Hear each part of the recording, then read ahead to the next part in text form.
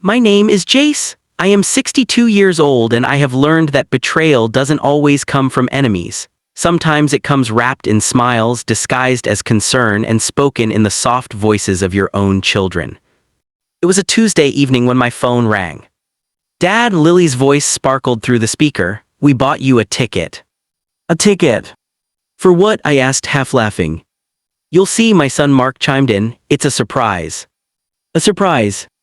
At 62, surprises usually mean doctor appointments or discount coupons, not tickets. Still, I forced warmth into my tone. All right, I said, I trust you. Trust. That word would echo in my mind for days. I live in the same house my wife Maria and I built 40 years ago. The same house where Lily learned to walk by holding onto the couch, where Mark broke a window playing baseball indoors, where Christmas mornings smelled like cinnamon and laughter. Maria used to say, Jace, when we're old this house will remember us. She passed away 5 years ago. The house remembers her, sometimes too well. The silence is loud at night. The kitchen feels too big for one plate, but it's my silence, my kitchen, my memories. When the children said pack light, I felt something shift inside me. Just a small bag, Dad, Lily said. You won't need much. Won't need much. Why did that sound permanent? Friday night, Mark came over to help. He walked through each room slowly, his eyes scanning the walls like a real estate agent. You've got a lot of stuff, he muttered. Memories, I corrected gently. He didn't respond. Later, I went to the kitchen for water. I stopped when I heard his voice from the living room. Low, serious. Yes, tomorrow morning, one-way ticket. One way. My heart pounded in my ears. She won't argue once he's there, he continued. The house is already listed, we've got a buyer interested.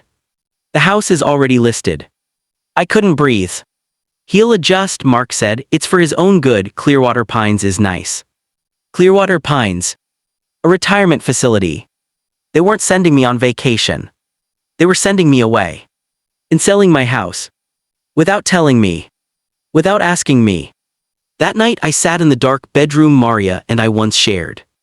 Am I really in the way? I whispered to her photograph. At 62 I still drive, I cook. I manage my finances. Yes, my knees ache when it rains. Yes, I sometimes forget where I put my glasses. But I am not helpless. Was I lonely? Sometimes. But loneliness is not incapability. What hurt wasn't the retirement home. It was the secrecy. The quiet decision that my life needed rearranging without my consent. Saturday morning they arrived early. Smiling. Too cheerful. Ready, Dad? Lily asked. I nodded. At the airport they handed me the envelope. Clearwater Pines Senior Living. One-way flight. I looked at the paper, then at them.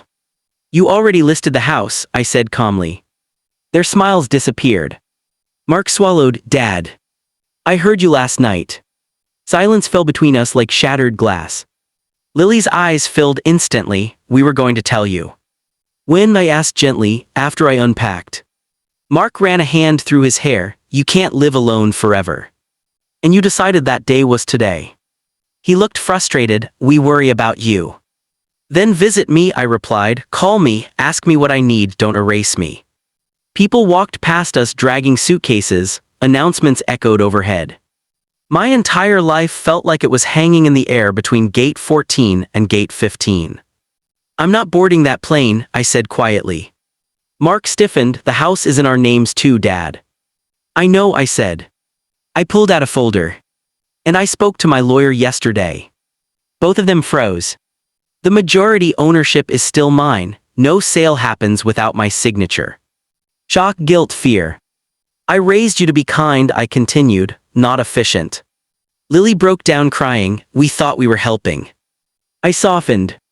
I know you did, but love without respect becomes control. Instead of flying away, we sat in the airport cafe for hours. For the first time in years, we spoke honestly. They admitted they were overwhelmed. Their jobs, their children, their schedules. They feared a late-night emergency call. They feared regret. I admitted I had been pretending to be stronger than I felt. I miss your mother, I said quietly, and sometimes I miss being needed. Mark's eyes watered. You're still needed. Then let me live where I feel alive. We drove back home together. The for sale sign that had quietly appeared in my yard that morning was removed before sunset. The next few weeks were awkward, tender, honest. I didn't pretend everything was fine. But something changed. I decided not to shrink. I renovated the upstairs into a small apartment and rented it to a young schoolteacher named Daniel. The house filled with footsteps again. I joined a community walking group. My knees protested, but my spirit didn't. I started volunteering at the local library twice a week. Children gathered around me during story hour. They laughed at my silly voices. I wasn't fatting. I was expanding. One evening months later, Mark stood in the kitchen. The same kitchen where I had overheard him. I was wrong, he said quietly. You were afraid, I corrected. I didn't want to watch you decline. I looked at him. Then don't walk with me. His eyes filled. I'm sorry, Dad. I placed a hand on his shoulder. I forgive you. I am still in my house. Still on my porch. Still watching sunsets that Maria once loved. But something is different now. My children don't treat me like fragile glass. They treat me like their father again. They ask before deciding. They listen before acting. And I speak up when something hurts. Because silence is what almost cost me my home. My name is Jace, I am 62 years old. I am not an inconvenience. I am not an obligation. I am not a problem to be solved. I am a man who built a life with his own hands. And here is what I have learned. Growing older does not mean surrendering your voice. Love must come with respect. Care must come with consent.